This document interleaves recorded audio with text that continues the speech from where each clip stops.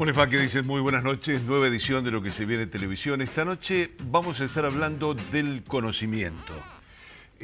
Alguna vez alguien dijo que quien tuviera el conocimiento, quien manejara el conocimiento, iba a terminar manejando el mundo. No creo, en definitiva, que sea tan así, pero sin lugar a dudas, el conocimiento, la preparación, la capacitación, es uno de los instrumentos esenciales que tienen que ver con la prosperidad, en todo caso, de una sociedad.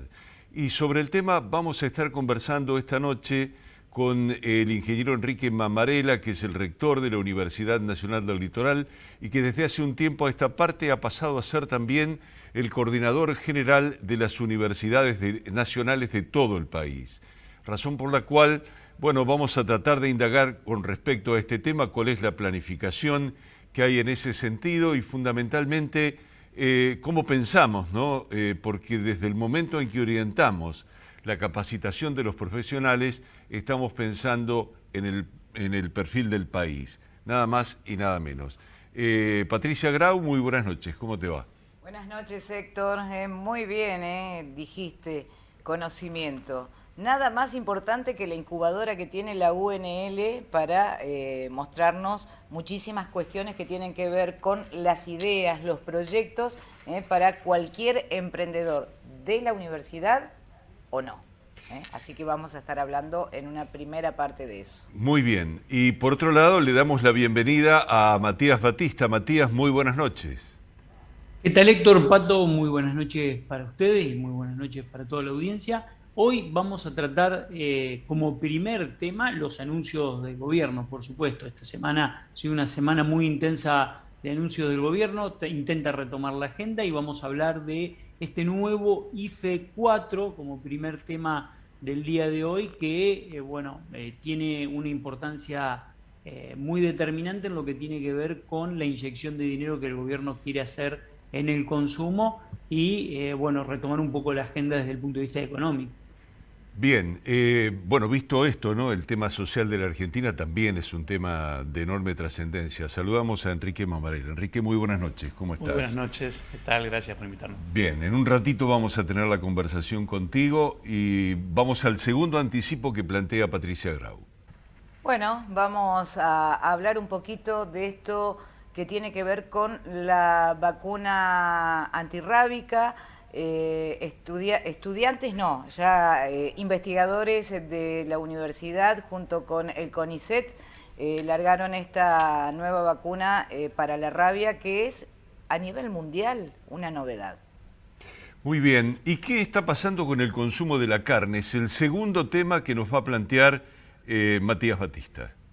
El segundo tema, Héctor, que tenemos preparado para hoy tiene que ver con el consumo de carne en la Argentina. Nosotros sabemos que en Argentina el consumo de carne forma parte de uno de los alimentos preferidos en la dieta de todos los argentinos y empezó a mostrar signos de caída muy, muy fuerte y muy, muy marcada, llegando a mínimos históricos en cuanto al consumo de carne. Vamos a compartir un gráfico donde nos va a mostrar un poco la situación en la que nos encontramos hoy y cuál era la situación hace 10 años, 15 años atrás, como para poder observar cómo fue cayendo el consumo de carne en la Argentina y tiene que ver, por supuesto, con el proceso inflacionario que estamos atravesando.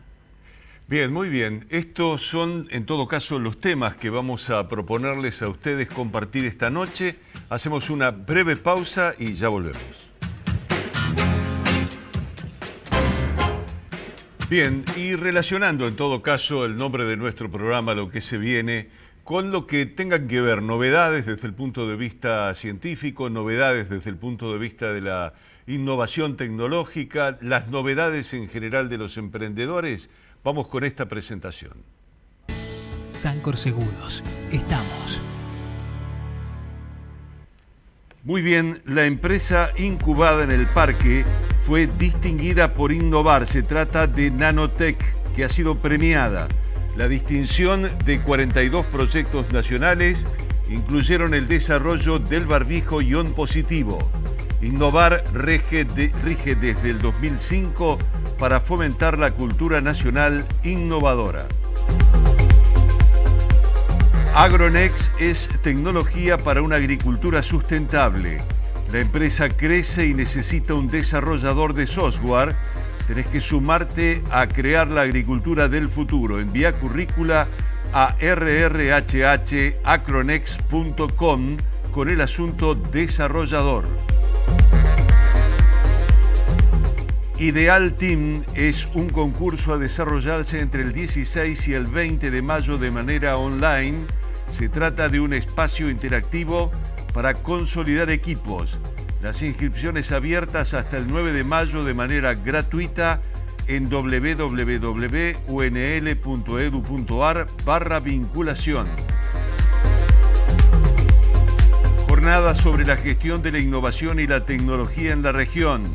Se hará el día 13 de mayo en la ciudad de Paraná, con inscripciones en nancy.perez@uner.edu.ar. Organizan la Universidad de Entre Ríos y la Municipalidad de Paraná. El Ministerio de Desarrollo Productivo de la Nación invita a la presentación de proyectos que recibirán un impulso de hasta 40 millones por iniciativa e incluye a todas las provincias. Se trata de un programa de clústeres, polos y parques tecnológicos que desarrollen actividades promovidas por la Ley de Economía del Conocimiento. Me siento Bien, un par de minutos por lo menos para compartir con David Debón, elección de Patricia Grau esta noche, aportando la música del programa. Bueno, Enrique, decíamos en el arranque del programa que sin lugar a dudas el conocimiento es una herramienta fundamental para las sociedades. Ustedes están trabajando en todo caso para consolidarlo. Hay una infraestructura muy importante del Estado dedicada al tema de la educación y hay que hacer que optimice, ¿no? Sí, sin dudas. Bueno, el conocimiento es la base de la transformación. Para nosotros como universidad pública nos corresponde generar conocimiento, transmitirlo en el aula, pero también transferirlo a la sociedad, transferirlo al sector productivo y que ese conocimiento vuelva para beneficio de toda la sociedad. Claro, pero hay también una cuestión en el sentido de que uno puede generar ese conocimiento, es parte de una investigación, sin lugar a dudas, la primera etapa por lo menos, pero debe haber una planificación de cuál es el conocimiento que se busca, ¿no? Por ahí es cierto que las investigaciones se arrancan y uno encuentra en todo caso un determinado resultado que tal vez no era el que buscaba, porque eso es una parte intrínseca prácticamente de la investigación como desarrollo. Pero sí creo que las cabezas que están planteando en todo caso a dónde ir, a dónde encontrarnos, deben pensar estratégicamente. No, sin dudas. Hay una planificación de la investigación, hay líneas que son prioritarias, hay financiamiento que también sirve para orientar, pero hay una proyección también en cuanto a quién produce esos conocimientos. En el caso de las universidades, tiene que ver con el cambiar la forma de vida de la gente, que vuelva de alguna manera a la sociedad. Entonces, allí, entre todas las disciplinas que se utilizan para investigar, vas a encontrar, sin dudas, algunas investigaciones que son mucho más básicas o que son a otras mucho más aplicadas, pero no es que es la forma de orientar lo básico y lo aplicado, sino es la integración, el poder pensar cómo se escalona esa investigación, cómo empieza con una idea, con una proyección y cómo también podemos hacer para que después el mismo investigador empiece a pensar quién la debería tomar para poder desarrollar algo que cambie las cosas. Claro, porque por otro lado debe ser realizable. En todo caso, la conclusión de la investigación debe ser realizable. Es decir, por allí para ser realizable necesitas no solamente tecnología, necesitas infraestructura y necesitas inversión en muchos casos. Sin dudas. Porque la inversión es esencial en todo caso para plasmarlo. Sin dudas. Desde cuanto más ideal o básica sea una investigación, siempre va a haber una hipótesis que hay que confirmar. Entonces esa verificación implica o una situación para poder analizarla en campo, o un equipamiento, o una infraestructura general, o muchas veces es algo que no está al alcance de la mano hoy poder verificarla. Van a pasar muchos años hasta que podamos hacerlo, pero nunca hay que cesar en tratar de poder hacerlo. Sí, por otro lado, hay, me parece, algunos aspectos que tienen que ver con las transformaciones que van sufriendo las sociedades, a veces avanzando, a veces retrocediendo, como nos ha tocado en los últimos tiempos, creo yo, por lo menos en la Argentina. En muchas cosas hemos retrocedido, en otras hemos evolucionado y bien. Digo, eso necesita también de una adaptación de cada una de las carreras que las universidades van desarrollando, porque deben ir adaptando en todo caso los profesionales que van saliendo de las universidades a esos cambios, a esas transformaciones, a esas evoluciones que la sociedad va generando, ¿no? Sí, países como el nuestro también tienen una práctica diferente en lo que hace educación superior al resto del mundo. Nosotros somos las universidades las que formamos a los profesionales, pero también le damos el título habilitante.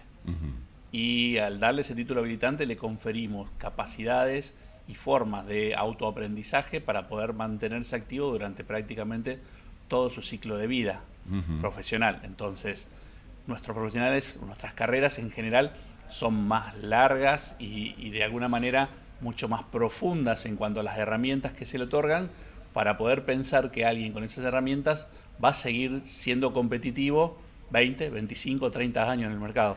Hay una cuestión también que me parece determinante en todo caso en el funcionamiento de las universidades nacionales, es el hecho de que las universidades funcionan con autonomía, funcionan con un presupuesto determinado, pero esa autonomía es un recurso esencial que tiene que ver con la comunidad universitaria. Es decir, lo que pase dentro de esa comunidad universitaria también se termina volcando a la sociedad como un ejemplo, como una manera, tal vez. La vida íntima de la universidad no es tan conocida por la sociedad, pero de cualquier manera eso termina trascendiendo, termina influyendo porque o los profesionales o los estudiantes que están trabajando están relacionados con la sociedad de otra manera, a partir de agrupaciones políticas, de expresiones sectoriales, y eso termina, digo, traduciéndose de alguna manera, ¿no? Sí, sin dudas tiene que ver también con el contexto en el cual se desarrolla esa universidad.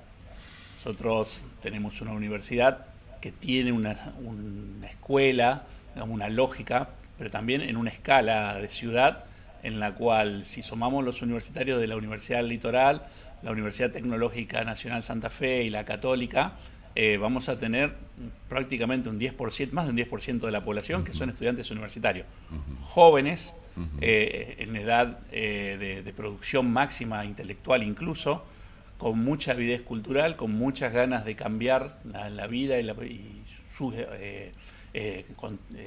cuestiones de coyunturales, fundamentalmente. No pensar todavía en el mediano y el largo plazo, pero que son muy demandantes. Entonces, esa misma lógica que tiene que ver con la demanda hacia el interior de la universidad se vuelca hacia la propia ciudad. Hay una cuestión que seguramente ya se está viviendo porque, bueno, esperemos definitivamente que el tema pandemia quede como superado, ¿no? Después de 2 años muy largos y muy complejos. Y seguramente el contener, el volver a recibir a los jóvenes en el claustro universitario va a ser prácticamente un acto simbólico, digo yo, pero un acto de un gran impacto en lo que tiene que ver con la vida íntima de las universidades. Sin duda, la vida universitaria es una vida social, una vida de contacto. Entonces, poder volver a recuperar ese contacto en los pasillos, en las aulas, el contarse ideas, contarse historias, aprender no solo en el aula, aprender en el contexto, aprender entre pares, aprender una consulta, los profesores también, tener idea de los jóvenes, es revolucionario. Yo te preguntaba los otros días en la radio si cuando en todo caso vos pisaste la universidad pensabas que ibas a ser el coordinador general de las universidades nacionales. ¿A vos cuándo se te cruzó por la cabeza en todo caso empezar a pensar en proyectar dentro de las universidades? No, bueno, a ver, uno de alguna manera va tomando herramientas y cuando va tomando herramientas va cambiando su propio futuro. Yo decidí llegar a la universidad desde la primaria pensando en pasar a una secundaria en el industrial para ser ingeniero químico. Ajá. ¿No?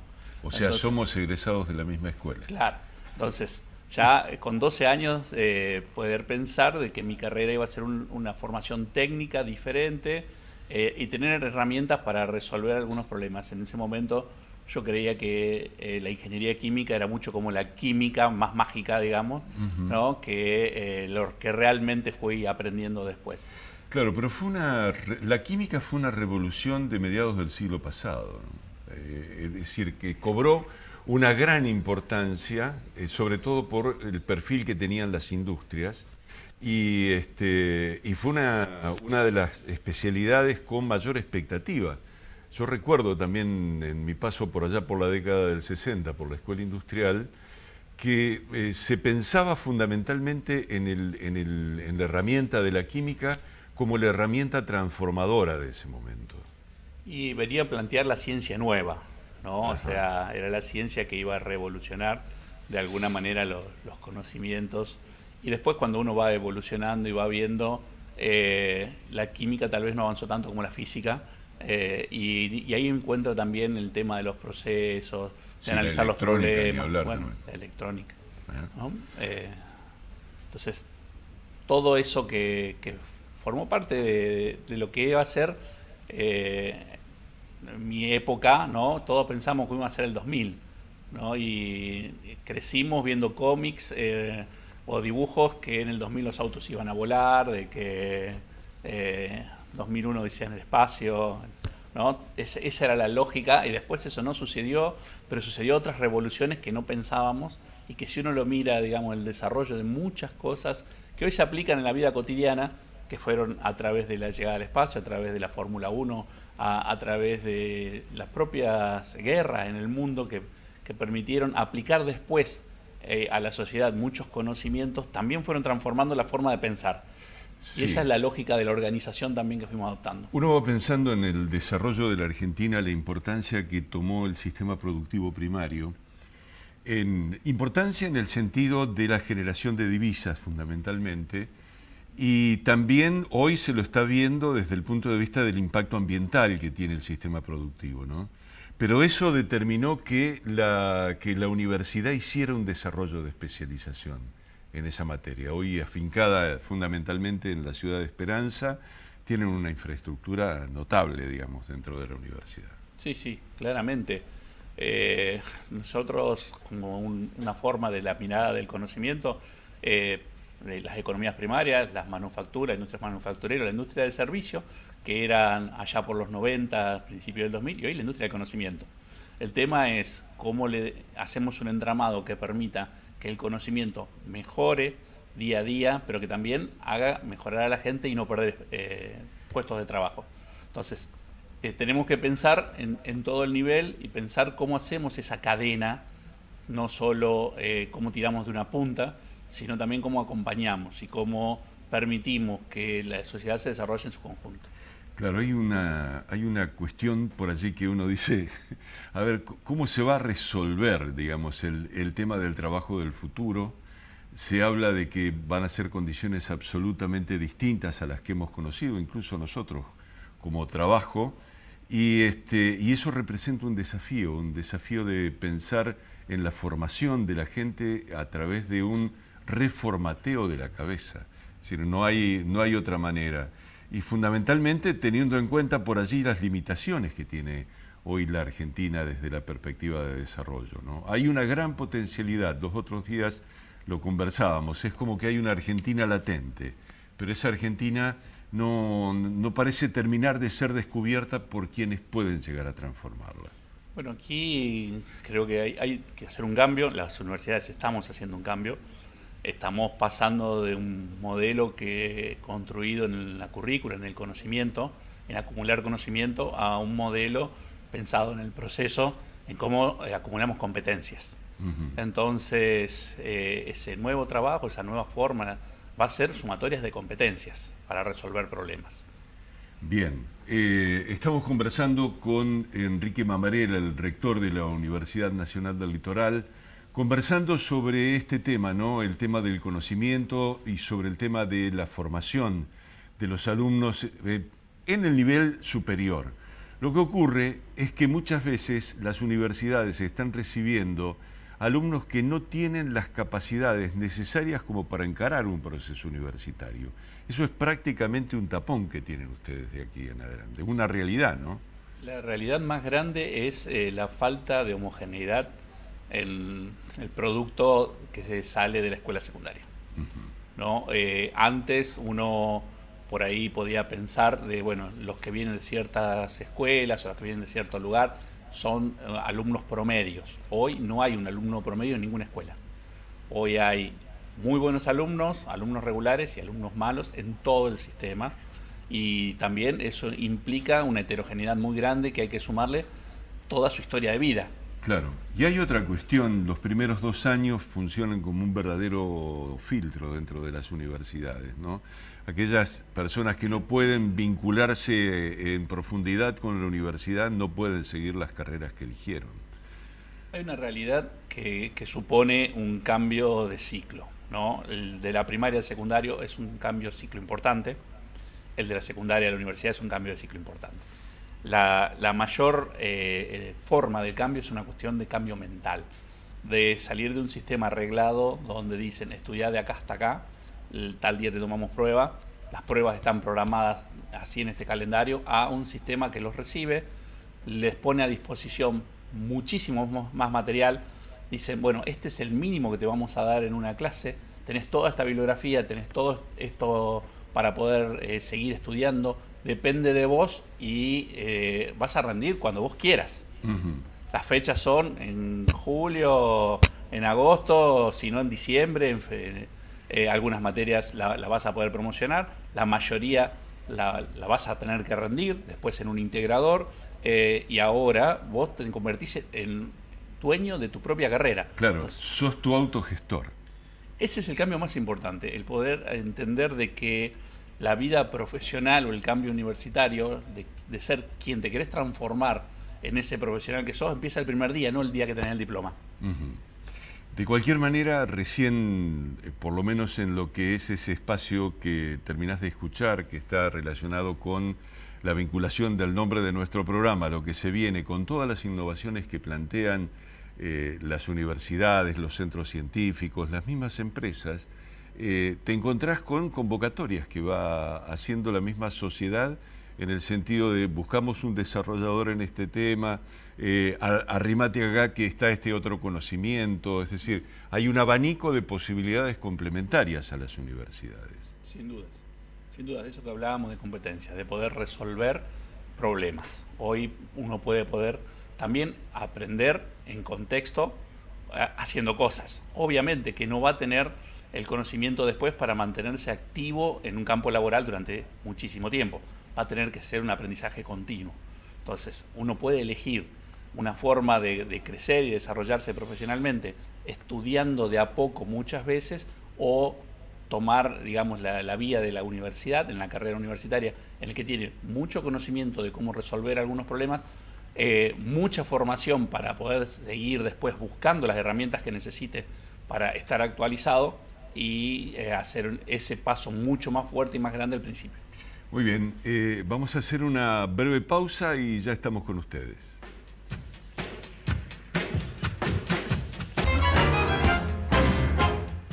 Bien, y Patricia, como hace habitualmente en nuestro programa, se dedica a hacer una observación de características sociales del tema central que abordamos en el programa. En este caso, bueno, las primeras palabras están vinculadas fundamentalmente a lo que es innovación tecnológica, ¿no? Así es, mira, estoy anotando algunas palabras que hablaban Enrique y vos. Ideas, proyectos, avances, condiciones, emprendimiento, conocimiento, competencia, crecimiento, herramientas. Son Sí. todas palabras que fueron utilizando que tienen que ver con esto, que es una parte que a veces le hace falta al emprendedor y que la universidad tiene espacios que brinda herramientas para que ese emprendedor, a través de una idea o un proyecto, llegue a tener una pequeña empresa, Sí, una lo pueda pyme, plasmar. y lo pueda plasmar digamos, en algo que le redunde después económicamente para su supervivencia o para su vivencia. Para esto hablamos con Cecilia Rizzo. Ella es coordinadora del espacio de gestión de innovación que pertenece, digamos, a la Secretaría de Innovación y Tecnología de la UNL, y ella nos va a contar cosas muy interesantes.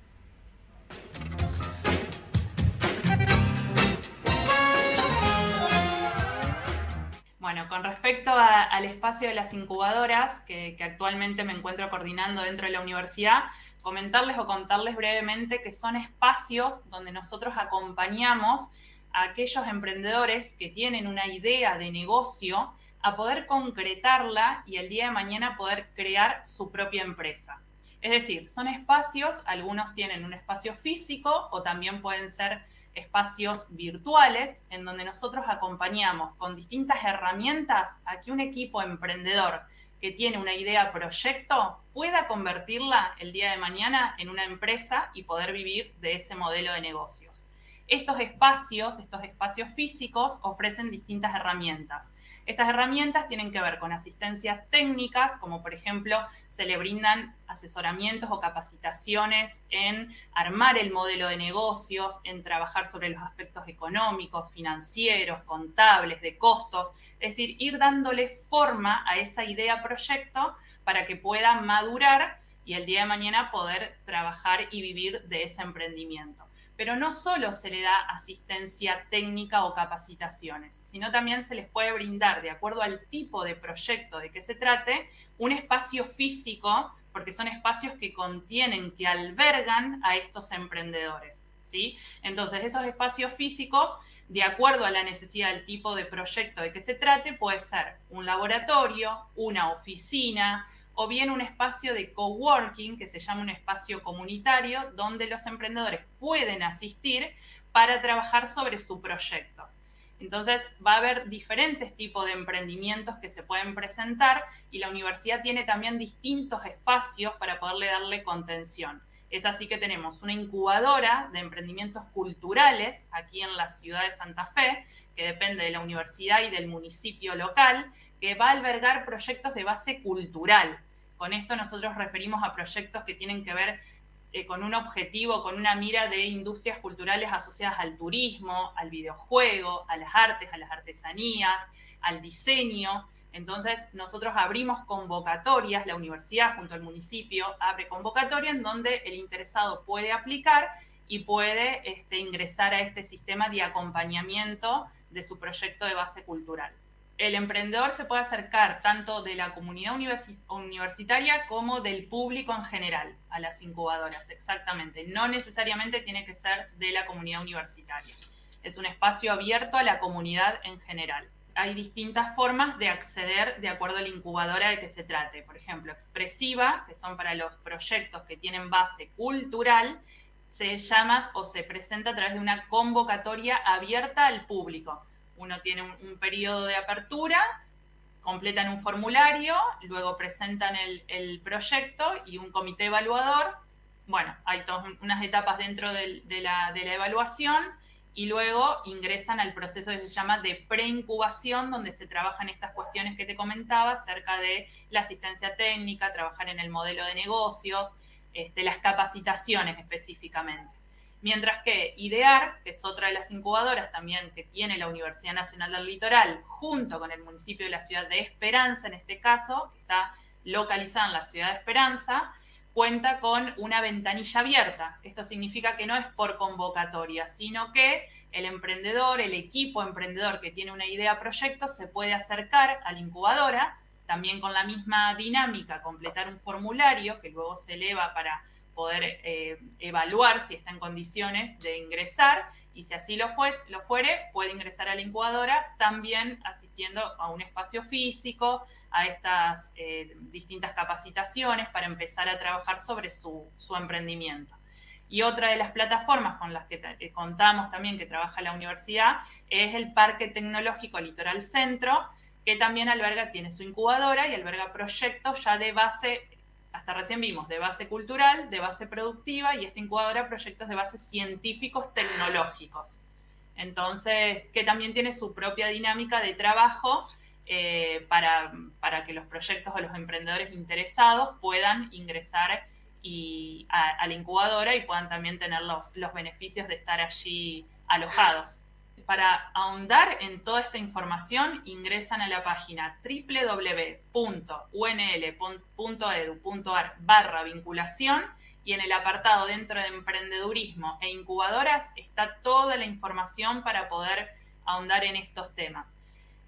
El contacto, cada uno de estos espacios tiene su propio sitio web con una pestañita donde dice contacto, ahí completan los datos y nos llega directamente la información a nosotros. Bien, una apretada síntesis hizo Cecilia, muy interesante. Muy interesante, y a esto le voy a agregar, porque ella habló de las cuestiones culturales que ideas de cultura, proyectos de cultura, cada 2 años se abre una convocatoria. Bueno, la convocatoria es el año que viene, Empieza, digamos, lo que es la inscripción. Ustedes pueden ingresar a través del sitio de la universidad y allí van a tener toda la información, pero es muy, muy interesante, hay muchas cosas más, inclusive en el espacio de Sancor vos hablabas del Ideal Team. Bueno, hasta el 9 de mayo está abierta esa inscripción para el Ideal Team, que es para aquellos emprendedores que a lo mejor no encuentran esa pata que los acompañe en su emprendimiento, puedan a lo mejor encontrarlos en esos espacios. Muy bien. Vamos a poner una pincelada de realidad, en todo caso, en el programa, con algo de coyuntura desde el punto de vista económico, y el primer comentario a fondo de Matías Batista. Bien, Héctor, como te decía al principio del programa, el gobierno intenta retomar la agenda económica. Para eso va a crear un nuevo IFE. El IFE 4 se lo está denominando, mediante el cual se va a pagar 9.000 y 9.000 pesos en 2 cuotas a monotributistas categoría A y categoría B, trabajadores del sector informal y trabajadoras y trabajadores domésticos, y jubilados y pensionados. Jubilados y pensionados no van a cobrar 9.000 y 9.000, van a cobrar 12.000 en un solo pago, porque cobraron 6.000 pesos esta semana del bono que había instrumentado ya el gobierno hace aproximadamente 2 semanas. En total son 18.000 pesos que los van a cobrar todos estos sectores. El gobierno lo que intenta es recomponer el bolsillo de un sector muy golpeado en la economía nacional, de un sector de trabajadoras y trabajadores que están realmente en una situación muy endeble, pero yo creo que este conjunto de recursos que el gobierno va a volcar mediante shock de consumo puede tener tensión inflacionaria. Hay que prestarle mucha atención y hay que tener mucho cuidado con esto. Ya lo vimos anteriormente con lo que ocurrió posterior a la elección de 2021, lo vimos con la etapa del IFE 1, 2 y 3, así que hay que tener mucho cuidado con esta situación. ¿Cómo va a financiar esto el gobierno? En principio con financiamiento mediante el Tesoro, más allá de que va a crear un impuesto que se llama el impuesto a la renta extraordinaria o renta inesperada, que obviamente tiene que pasar por el tamiz del Congreso de la Nación, algo que todavía no está muy claro si lo va a pasar, pero en principio el gobierno ya se comprometió a desembolsar 200.000 millones de pesos y lo va a tener que hacer con un financiamiento del Tesoro. Así que también ahí hay un problema en cuanto a la ampliación del déficit fiscal, teniendo en cuenta que en mayo viene la primera revisión del FMI. Bien, apretado, gracias Matías, apretado decía yo, en todo caso, la toma de decisiones y el contexto, ¿no? Realmente complejo. Yo creo que en todo caso la información que terminamos de escuchar abre una puerta en el sentido de decir, bueno, ¿y la universidad qué compromiso social tiene? Digamos? ¿Cómo trabaja desde el punto de vista social? ¿Qué infraestructura pone al servicio de un desarrollo social y qué formación abre para esta gente que no tiene alternativas, pero sí las tiene en la medida en que pueda tener una puerta abierta? Bueno, la universidad trata de abarcar todos los niveles y todas las necesidades.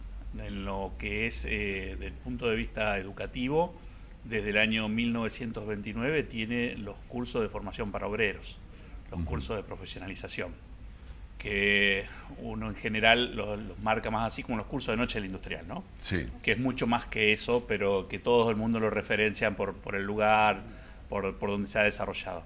Eso tiene que ver con aprender un oficio. Estamos también largando un nuevo programa de la universidad que no solo es aprender, sino también reconocer en el trabajo, en las habilidades, en las competencias que cada uno tiene, es poder certificar ciertos oficios que hoy no se aprenden ni en la universidad ni en la escuela, se aprenden desde hacerlos, desde poder empezar desde lo más bajo, practicar. Así que estamos armando un esquema también para que la universidad los acompañe y de alguna manera podamos certificar que tienen las competencias para hacer las cosas bien, ¿no? Sí, me parece también, a ver, de alguna manera lo que planteaba Matías Batista recién, es como que hay necesidades primarias no resueltas por un grupo de gente muy importante de la Argentina. Entre otros en Santa Fe. Santa Fe también tiene una situación social muy compleja, con una gran demanda, incluso de alimentos. La universidad en su momento hizo una inversión en ese sentido, desarrolló una planta. ¿En qué situación está? ¿Qué planes hay alrededor de todo ese tema? Bueno, la planta de alimentos es uno de los componentes de un programa de alimentos nutritivos y sociales mucho más amplio. Hoy la planta está en funcionamiento, hace 15 años que está en funcionamiento, con la lógica que se desarrollaron alimentos para la emergencia. Hoy estamos ampliando, además de los alimentos de emergencia, alimentos más relacionados a la vida cotidiana, porque hay una emergencia que era la contingencia de momentos, que tal vez cuando se pensó la planta, veníamos de la inundación, ciertas características. Hoy tenemos una emergencia alimentaria también en el país. De hecho, tenemos nuevos productos que están terminando la etapa de inscripción en la SAL, la habilitación, porque a nosotros nos compete también no solo desarrollarlos, sino de alguna manera asegurar que desde el establecimiento productor que tenemos nosotros o algún otro que pueda trabajar en sociedad con nosotros, también estén habilitados y que tengan todos los componentes que se necesitan. Así que estamos con nuevos productos, estamos con nuevos proyectos, estamos también en una mirada de crecimiento, de expansión de productos y tratando de ayudar no solo a la contingencia, sino también con una mirada diferente a los programas nutricionales que tenemos hoy en la sociedad. Claro, ahí había, en ese aspecto, en el aspecto nutricional, había un componente muy fuerte dentro de lo que es la producción de la UNL. Es decir, frente a la situación, yo no digo de demanda de hambre, sino de necesidad de nutrición de la gente, ustedes resolvieron, en todo caso, desde un punto de vista técnico, una necesidad de la sociedad. ¿A eso lo tomó alguna empresa? Digo, ¿hay alguno de los productos que haya desarrollado la universidad que estén incorporados, integrados al sistema productivo regional? Sí, hay algunas líneas que están, por ejemplo, toda la línea de productos para celíacos, que la universidad la transfirió a una empresa, teniendo también algunas consideraciones de que la empresa devuelva al sistema académico una cierta cantidad para hacer donaciones, que estén en góndolas en los supermercados de Santa Fe y que tengan cierto precio menor que los precios del resto de la competencia. Se cuidan también esas cuestiones, no solo la transferencia de que estén, sino también de cómo se comercializan. Ahora hay formulaciones que tienen que ver con productos para adultos mayores, con probióticos que han sido transferidos a través de CAP a Granix, o sea, a una industria muy importante. Claro. Hay productos que van a salir muy pronto al mercado, que son productos locales de Santo Tomé, que tienen que ver con premezclas y también con productos panificados y en galletitas, que están fortificadas y que tienen que ver con esta lógica de que tengan un precio menor que el precio general de la competencia, pero también tengan todos los aspectos nutricionales que se necesitan en ciertas condiciones. Claro, hay una cuestión. Nosotros estuvimos hablando del conocimiento, estuvimos hablando de las dificultades que le representa una realidad social llegar en todo caso a la universidad, pero para que haya conocimiento fundamentalmente tiene que haber materia gris, y la materia gris está sustentada en cómo ese niño se alimentó y se crió. Entonces, me parece desde ese punto de vista una pata de extensión de parte de la universidad muy importante, muy interesante. Sí, estamos trabajando por eso, no solo en alimentación, o sea, en la producción de alimentos, sino también en acompañar aquellos programas de los diferentes estados y demás que tienden al cambio cultural de la alimentación. Porque no es solo llevar un alimento que uno no esté acostumbrado, que no lo va a comer, sino entender de cuál es la base de la alimentación con la cual hay que trabajar. Entonces, y que el agua es fundamental, que los vegetales, los lácteos, las proteínas, en qué medida, y cómo poder acomodar una dieta sin una renta constante. Y muchas veces, cuando muchos de los programas no te permiten comprar las cosas que serían más esenciales. Bien, vamos a ver qué es lo que dice Spinetta. Curvas del aire. Bien, recién hablábamos del tema, en todo caso, del esfuerzo que hace la universidad por tratar de lograr que distintos sectores de la sociedad tengan un nivel de nutrición adecuado. Dentro de lo que es la nutrición adecuada está el tema del consumo de carne en la Argentina. Bueno, este es el tema que va a plantear Matías en este momento. Te escuchamos, Mati. Bien, y el segundo tema del cual vamos a hablar hoy tiene que ver con la caída muy fuerte en el consumo de carne en la Argentina. Yo traje un gráfico como para que podamos ir viendo lo que venía pasando históricamente en la Argentina. A ver, desde 2005 hasta 2010 el consumo promedio per cápita de carne vacuna por año, por persona en Argentina estaba cercano a los 62 kilos en promedio aproximadamente, con un pico en el 2009 de casi 70 kilos per cápita. Posteriormente, en la década siguiente, 2010 hasta casi 2020, 2019, el consumo promedio bajó y estuvo en orden de los 56 kilos promedios per cápita, 57 kilos, independientemente de que esa caída también tiene que ver con un cambio de hábito en el consumo y en tratar de buscar fuentes alternativas de consumo más sano que lo que tiene que ver con carnes. En la Argentina se consume mucha carne. Y en la década vimos un consumo promedio del orden del 56-57 en la última década. Y lo que estamos viendo en los últimos 3 años es una caída muy abrupta en el consumo de carne, que está muy vinculado al proceso inflacionario que tiene Argentina, que es muy marcado.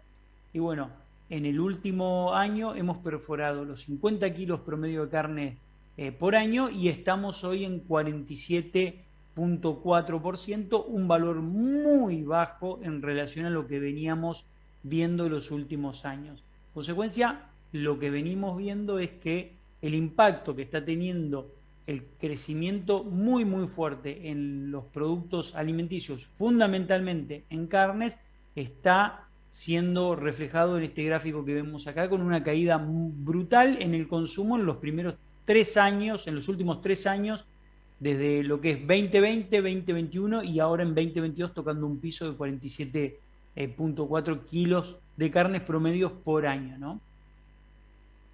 Matías, muchas gracias. Nos encontramos la semana que viene. Patricia, el último informe tuyo. Bueno, en la presentación yo hablaba de un desarrollo científico, tecnológico único en el mundo. Estamos hablando de la vacuna contra la rabia que surge de la aprobación, primero del SENASA, pero previo tiene que ver con el estudio de la UNL junto con el CONICET y con quienes a quienes vamos a escuchar son quienes hacen el estudio, quienes llegan a esto y también tiene que ver con esto que hablábamos de los proyectos, ¿no? Porque sí, lo que comienza siendo una tesina termina siendo un producto como este de la vacuna de la rabia. Bueno, escuchamos el desarrollo de esta entrevista.